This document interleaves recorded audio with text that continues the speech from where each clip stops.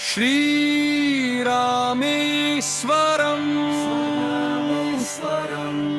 रक्षाकवचम्।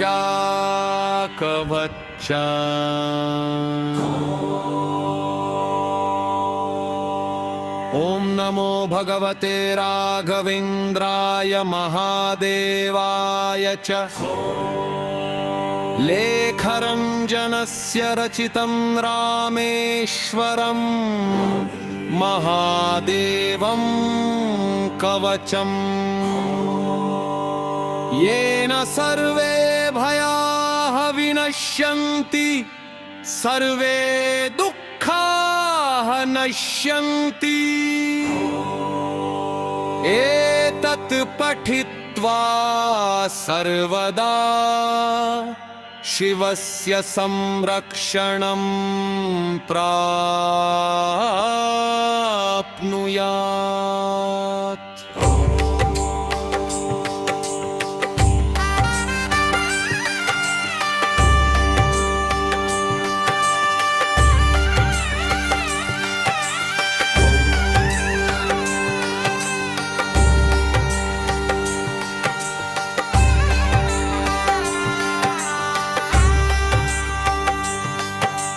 शिरसि चन्द्रमौलिं धृत्वा त्रिनेत्रं महेश्वरं, लेखरञ्जनस्य रचितं रामेश्वरं जगत्पतिं। शिरो मे नाशयतु सर्वं दुःखं शत्रुश्च भयं च, सर्वदा रक्षतु मां शिवः शिवलिङ्गम्।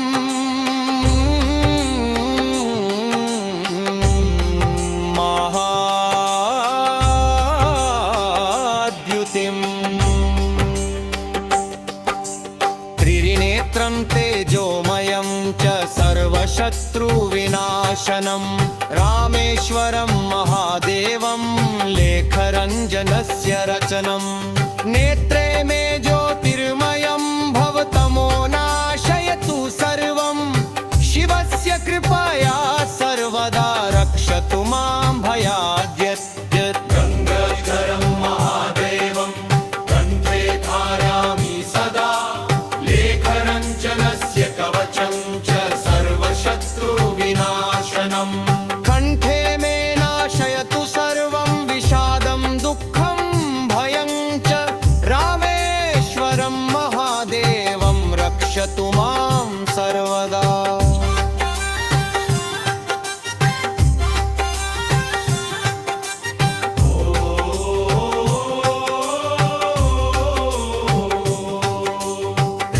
शिवं महेश्वरं लेखरञ्जनस्य रचितं, सर्वशत्रुविनाशकं च दुःखहरं जगत्पतिं। हृदि मे नाशयतु सर्वं त्रिशं भयं च दुःखं च, रामेश्वरं महादेवं रक्षतु मां सर्वदा।